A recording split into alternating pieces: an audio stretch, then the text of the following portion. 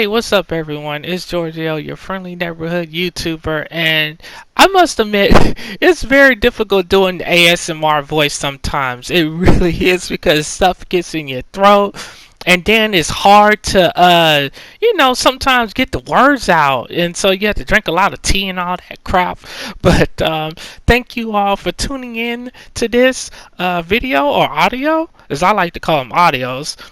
Um, and this is a bedtime story ASMR video. I'm starting the video out with my normal voice so that I can get everything out.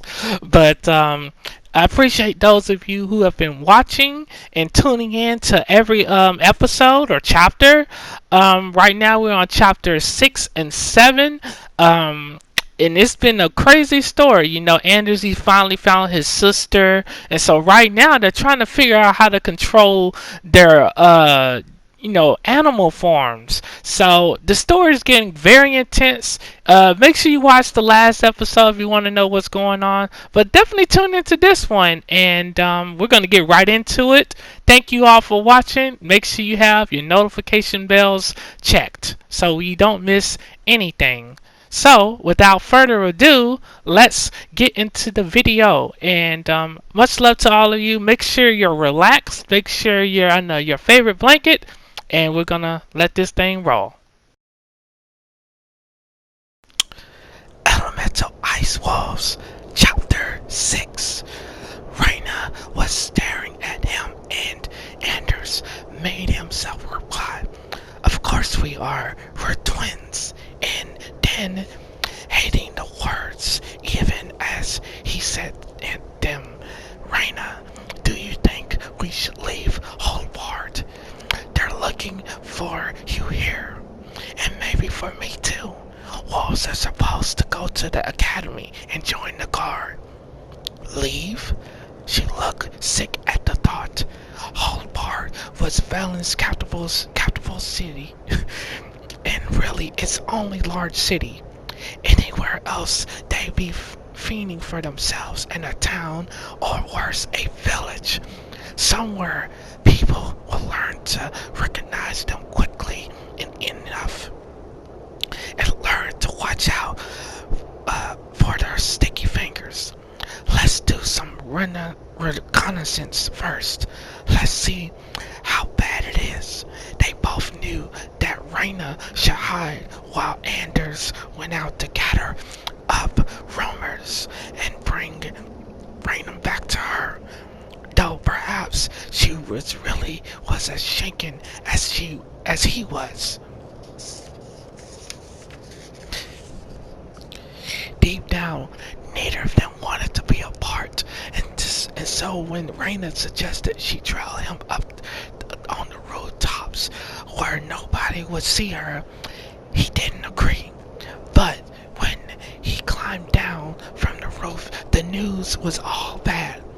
There was rumors on every street and members of the Wolf Guard on every corner.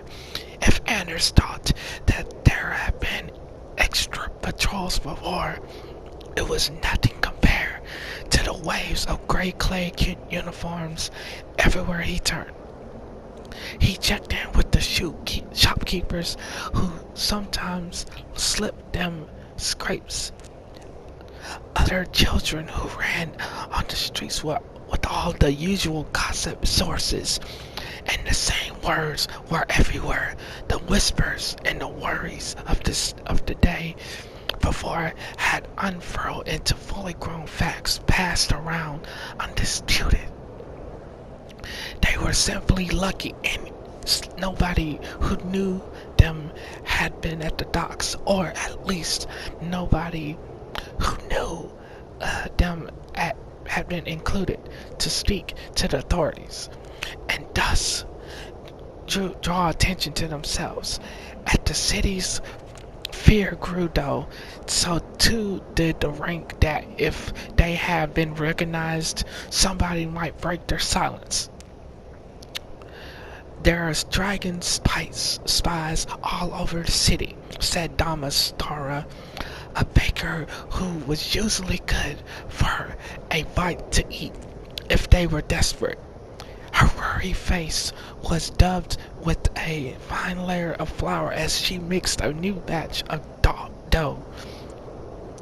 A whole network of them, I'm hearing, and ready to rise up and start a new war for control of Hogwarts. Another battle like the last, said one of her customers, smoothing down her fine blue dress as if wishing she could smooth out the city's problems just as easily. I'll never forget it. I was down by the docks when the battle came near. We jumped into the harbor in our coats and boots, and we were in that much of a hurry. There were dragons diving down to burn us alive, and only the wolves in their eyes to stand between us and being turned into charcoal. The ice wolves saved us, agreed the baker's husband, Hero Manson, handing Anders a small cinnamon roll with a kind wink. And don't you worry, they'll save us again. I heard the dragon at the dockside square was a spy. A second customer said, busy packing her purchases in her basket. Makes sense. Damastara agreed, nodding thoughtfully. Did she get what she came for? That's the question. And shame on them for using children.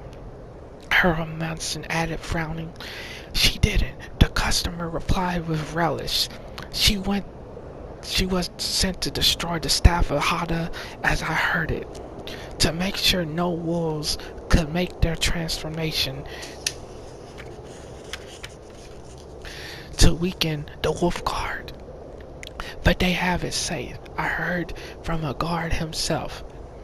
Dragons only ever wanted one thing, and that's to hurt the innocent.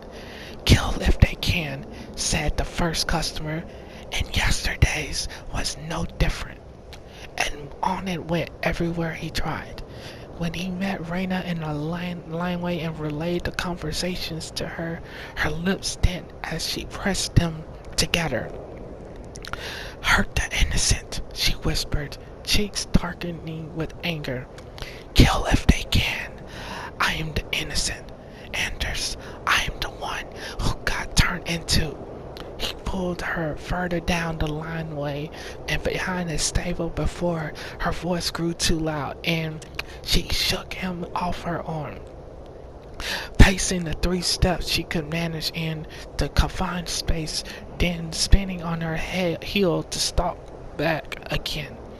I'm a Finland light, same as them, she fumed. I should be protected. The last thing I want is anything to do with scorched dragons. I know what they are. I'm not wicked. Just because it turns out I can fly doesn't mean I. She broke off, her face even darker red than before, and her eyes went wide. Anders realized she was too red. This wasn't a natural color. This was a rich crimson snaking across her skin, and suddenly there was a glimmer of bronze to her complexion. He was rolling off her, hitting him in a wave, scrambling his thoughts and sending a bolt of panic through him. Rayna, no! He threw himself forward, grabbing the front of her dress as if he could somehow prevent the transformation by sheer willpower alone. I'm trying, she rasped, squeezing her eyes, thought shut in concentration. Breathe, he instructed her, keeping her close, forcing himself to resist the urge to push her away, the urge to run and find a bank of snow, throw himself into it to cool down. The wolves told me you change when you have strong feelings. Try and think of something else. Just listen to my voice. You can do it, Rayna. She reached out to grab his shoulders, anchoring herself. Help me, she shouted, head thrown back, hands squeezing painfully. Stay calm. Focus. And then suddenly she let him go, staggering a step back, the unnatural redness fading from her skin, the terrifying heat fading away, and she was simply Rayna once more. Her chest was heaving as if she just ran a race, and her heart was stomping like it wanted to shove its way right out through his ribs. There was a clutter from the lineway, and a young man burst into the view, hefting a broom in both hands. "Get away from her!" he shouted, aiming it at Anders, who ducked. "What are you doing?" Rayna screeched, jumping between them. "I hurt you," the young man told her, still holding the broom at the ready. "You shouted for help." "No, I didn't," Rayna protested immediately, and slowly, puzzled, he lowered the broom. "Must have been coming from some other direction," she insisted, reaching for Anders' hand. "We don't need any help. We were just leaving." They left him standing bewildered behind them as Rayna told Anders straight past him and out into the bustling street once more, disappearing into the crowd as fast as she could. He kept hold of Rayna's hand as they made their way down the street, with eyes on every corner and another transformation just a moment's bad temper away. It felt as if the walls of the city were closing in on them. He felt scared for her, protected of her, in a way he never had before. He found his gaze lingering on the wolves. Most of them were in human form, and they held themselves the way the girl Elizabeth had, as if they knew they were being watched, and they were allowing it. As if they knew that things nobody else did. Anders couldn't help wondering what kind of certainty, that's a big ass word, I don't know. Anyways, would feel like. That kind of knowledge and power. They were walking down a broad street a few minutes later when two little boys ran past them, one wearing a red blanket as a cape, the other caught up with him, wrapping his arm around him and tackling him to the ground, where they both landed with a thud at Anders and Rayna's feet. For a moment, they might have been Anders and Rayna's years before, a tangle of playful brown limbs. And then one of them spoke. "Hold still," he roared. "I'm going to kill you with my ice spirit dragon." One of them was playing Rayna. The blanket wasn't a cape. It was a dragon wings. And the other was playing a wolf guard. Rayna stared down at them. "Is everyone..." Her voice broke, then began to rise. "Does everyone in the whole city think someone should kill me?" Anders knew what was coming before it happened. "No," he said urgently, reaching for her. "No, listen to me." But this time there was no stopping her. Faster than he could track, she grew into a blaze of red wings unfurling as she towered over him. She took up most of the street, which was one of the widest in Hobart. Tipping her head back, she roared and the ground trembled beneath his feet. Wow. When she thrashed her tail, a shop front flew to pieces like a house of cards. Anders staggered back as 6 wolves came running down the street. Teeth bared and snarls. They made a semicircle around Rayna as she spread her wings again, bellowing a protest. Everyone else in the street was turning to run now, pushing Anders like a rushing tide of water that wanted to sweep him away from his sister. The first of the wolves struck the ground with its front paws just by where Rayna's blue dress lay in ruins, and 2 ice spears flew from the stone to hit Rayna where her wing joined her body, drawing a screech of pain and protest from her. The the next wolf struck, and she tucked her head just in time to stop it piercing her eye. Panicked, Anders could feel his own change coming for him, the sights and scents of the world becoming sharper and brighter as his head cleared and his body ready itself to transform, the colors fading to the duller wash he had seen last time. He tried to stay calm and tried to push it away and stay human, but pain roared through his hurt ribs, down his arms and legs as his bones reshaped themselves. He once again ripped free of his clothes, and as he bounded forward, though he had no idea where he was going to go, the largest of the wolves howled, and Anders found himself understood the sound. It was an alert, a warning. Like the rest of the pack, he tipped his head back to the sky.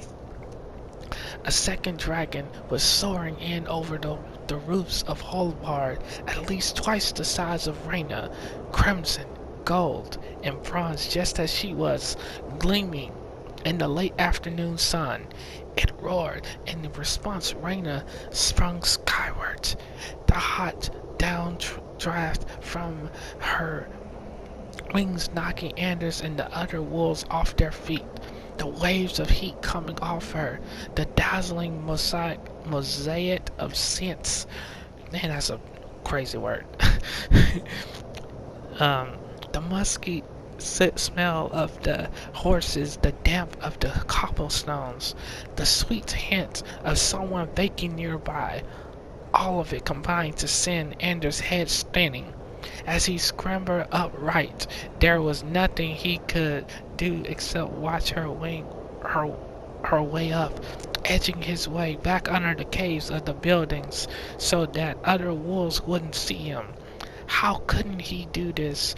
How could she do this? How could she fly straight toward the enemy? Rayna pumped her wings, climbing steadily, and then snapped them open to soar away, my bad. And realized she wasn't flying to the other dragon, she was running from it. And as the wolves looped together along the street, staying as close to Rayna as they could manage, a man barged past Anders. Everyone else was taking shelter inside homes, in shops, but the man ran out to the stand in the middle of the street, looking up as the larger dragon pursued Rayna. He was dressed in a plain blue coat. There was a flat cap that hid most of his face, but for the fact that he was running out into the middle of the street while everyone else ran away, Anders never would have noticed him. A woman ran out to join him, dressed as he was in a plain coat and trousers, sturdy boots showing beneath them. They both looked utterly ordinary, and though their behavior was anything but. They exchanged a couple of words, and then she ran on past him until she was a good 50 feet away. And as they dropped to the 3-point crouch, one hand resting on the ground, the crowd around Anders started to scream anew as the pair began their transformation. Their skin turned to red, clothes melting into invisibility, and his eyes couldn't follow the way that they began to swell and grow, impossibly large in seconds. Copper and bronze and gold streaking, though crimson through crimson, so that the sunlight gleamed off their scales. If Rayna was 15 feet long, they were at least 30 each, taking up the whole street. They were impossibly, terrifyingly big, heat radiating from them like they might set the street alight any second. With a rush of wind, they launched themselves, circling up with quick, efficient strokes to join the pursuit. Rayna didn't stand a chance. Where their wings strokes were quick and economical, hers were disorganized and unpracticed. She practically clawed her way through the air rather than flew through it. She banked to the right and wings pumping fiercely as she tried to put distance between her and her pursuers, but they were all so much bigger than she was, and they soared and closing the gap in seconds. She roared her defiance and she kept whipping her head around toward them. Was she trying to breathe fire? If she was, nothing was happening. Her heart in his throat. Anders ran along the street after the wolves who were and tracking the dragons from the ground. The dragons surrounded her and then peeled away toward the mountains, herding her with them like a helpless sheep. Between three sheepdogs, she tried to barge her way past one of them, and it pushed her back into place, breathing a gout of flame horrifyingly close to her head.